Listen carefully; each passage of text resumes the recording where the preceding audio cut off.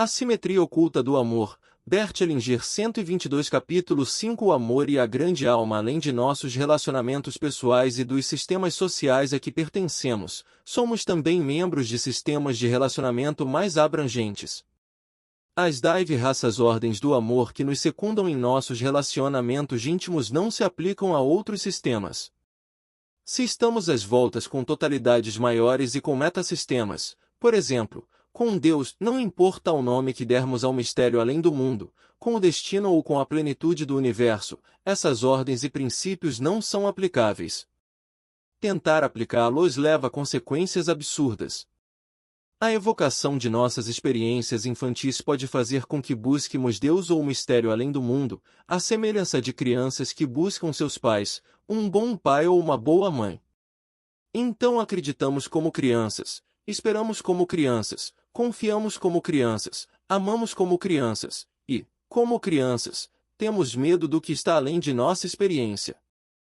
Se lembrarmos nossas experiências como membros da família ampliada, poderemos nos ligar ao destino ou ao mistério além do mundo da mesma forma que nos ligamos aos membros de nossa família, como se fossemos irmãos de sangue na companhia dos santos.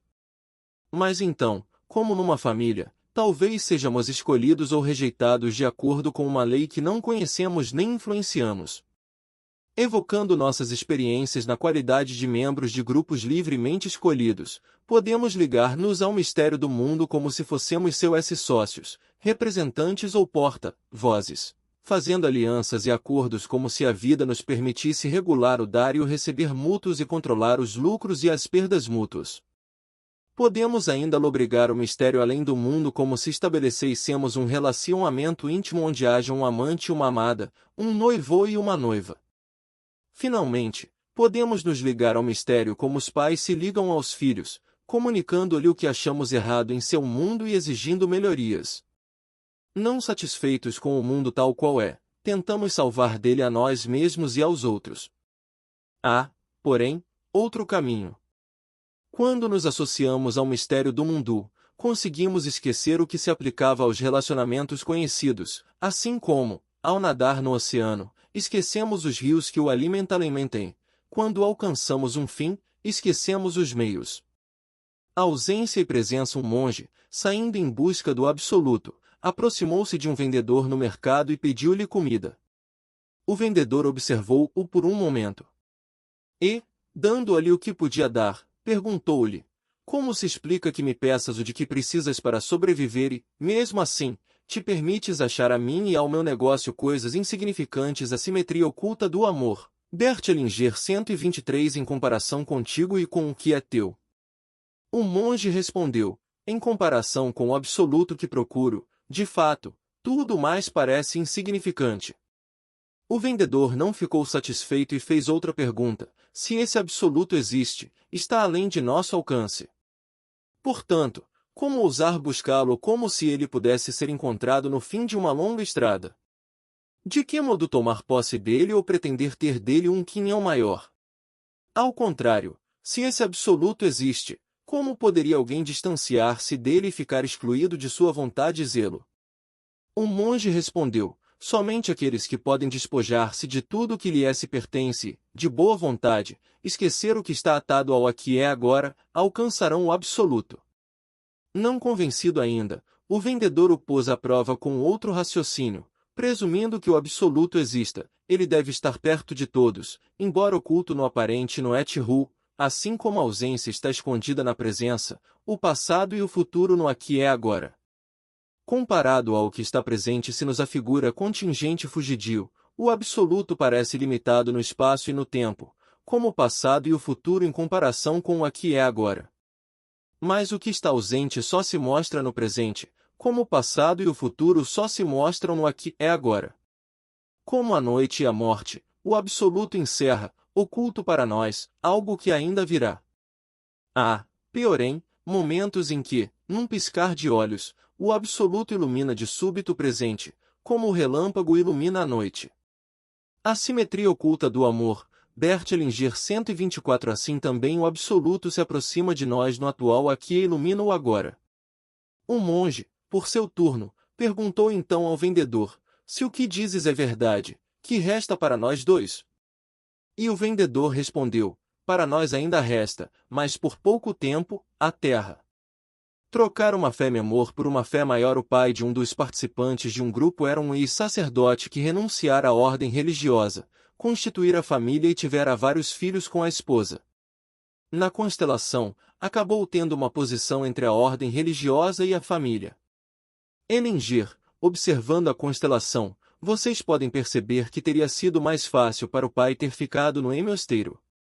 Trata-se de um caso comum, por isso menciono. Quando alguém pertenceu a Deus, ou deveria pertencer, e depois abandona a igreja ou a ordem religiosa, costuma viver uma vida ainda mais limitada que antes. Isso é mais notório com católicos do que com protestantes, pois as restrições são maiores, o celibato. Essas pessoas só conseguem deixar a igreja rompendo totalmente com ela, isto é, trocando uma fé menor por uma fé maior. A fé é nociva quando nos ensina que podemos pertencer a Deus de um modo especial, que Deus se tomará colérico e vingativo se agirmos de acordo com a criação. Crença e descrença, como culpa e inocência, estão estreitamente ligadas na alma, assim como entre a culpa e a inocência, debatemo-nos continuamente entre a crença e a descrença. Segundo uma crença religiosa, o mundo é mau. Se eu adotar essa crença, terei de me divorciar da criação tal qual é e, implicitamente, do Criador. Para tanto, deverei afastar-me de tudo quanto vejo e experimento, voltando-me para outro Deus sobre o qual sei apenas o que outros afirmaram ter lhe sido revelado. E tudo quanto poderei saber sobre esse Deus. Não tenho experiência pessoal dele, só disponho de palavras alheias. Portanto, a crença nesse Deus não passa, afinal de contas, de uma crença em afirmações de outrem, cujo testemunho passa a ser coercitivo para mim. Se eu quiser adorar e seguir esse Deus, precisarei esquecer e negar o que toco e vejo, além de confiar no que outros acreditam ter lhe sido revelado. Essa religião é transmitida pela cultura e pela tradição familiar. As pessoas a adotam principalmente porque a família a adotou. Renunciar a ela é renunciar à própria família. Assim se explica por que os que se afastam desse tipo de religião têm os mesmos sentimentos de culpa, sejam muçulmanos, católicos, judeus, protestantes ou budistas. Portanto, essa fé nada tem que ver com os conteúdos do catolicismo, do protestantismo, do islamismo ou do budismo. E mera questão de lealdade ou deslealdade para com a família, não uma experiência concreta de Deus ou da grande alma. A religião e a fé baseadas na aceitação do mundo tal qual é unem a humanidade, ao passo que a fé de um determinado credo ou grupo ergue barreiras entre as pessoas. A experiência religiosa que abarca e ama o mundo tal qual é não reconhece fronteiras.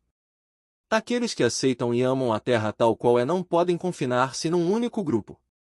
Eles vão além dos limites de um grupo em particular e abraçam a totalidade do mundo assim como é. O amor à terra e o movimento que esses amantes empreendem, para ir além do grupo e alcançar a totalidade do mundo, nada tem que ver com a crença que teme, odeia e divide. Esse amor, a simetria oculta do amor, Bert Hellinger 125 abarca, sustenta e acata a diversidade na unidade da vida. Os discípulos. O homem nasce em seu país, em sua cultura, em sua família. Ainda criança, encantam-no as histórias sobre aquele que foi seu profeta e senhor, e ele deseja ardentemente assemelhar-se a esse ideal. Ele passa por um longo período de aprendizado até se identificar plenamente com seu modelo, até começar a pensar e a falar como ele. Mas, a seu ver, ainda falta uma coisa. Portanto, empreende uma jornada rumo à mais solitária das regiões, esperando cruzar a fronteira final. Em seu caminho, passa por velhos jardins, já muito abandonados. Rosas silvestres ainda crescem na espessura e os frutos que caem das altas árvores, todos os anos, se perdem. Ninguém está ali para recolhê-los. E ele prossegue. Chega à fímbria do deserto. Logo se vê cercado pela solidão desconhecida. Observa que, naquele ermo, poderá se colher a direção que quiser, o vazio há de ser sempre o mesmo. Reconhece que a solidão do lugar tirou-lhe toda ilusão de estar tomando um caminho determinado. E assim vai avançando ao acaso até que, um dia, bem depois de já ter deixado de confiar nos sentidos, surpreende-se ao notar um jorro de água brotando do chão, à sua frente. A areia bebe silenciosamente, mas até onde ela chega, o deserto floresce como o paraíso. Ainda surpreso, olha em derredor e percebe, à distância, dois estranhos que se aproximam. Também eles fizeram o que ele fez. Cada qual seguiu seu profeta até ficar praticamente igual a ele. Um e outro também partiram para a solidão, esperando cruzar a fronteira final. E um e outro, finalmente, encontraram a fonte. Os três se inclinam para beber da mesma água, sentindo que o objetivo buscado está a seu alcance. Depois, declinam seus nomes. Eu me tomei um com meu senhor, Gautama, o Buda. Eu me tomei um com meu senhor, Jesus, o Cristo. Eu me tomei um com meu senhor, Maomé, o Profeta. Cai a noite sobre os três homens. Eles veem o céu cobrir-se de estrelas imóveis, silentes, remotas. Recolhem-se num silêncio respeitoso sob a vastidão daquela eternidade e um deles sente, por um instante, o que o seu senhor deve ter sentido ao dar-se conta dessa mesma impotência, da irrelevância absoluta dos projetos humanos perante a imensidão. E sente, também, o que o seu senhor deve ter sentido ao compreender a inevitabilidade da culpa. Sabe que foi longe demais. Assim, espera pela aurora, retoma o caminho de casa e deixa por fim o deserto. Outra vez passa pelos jardins abandonados até deter-se diante daquele que sabe que é seu. Um velho, ao portão, parece esperá-lo. Diz ao recém-chegado: quem encontrou o caminho de volta depois de ir ter um monge deve amar a terra úmida e fértil. Deve saber que tudo que nasce há de morrer e, morrendo, nutrirá a vida. O viandante responde: agora submeto-me à terra. E põe-se a cuidar amorosamente do jardim.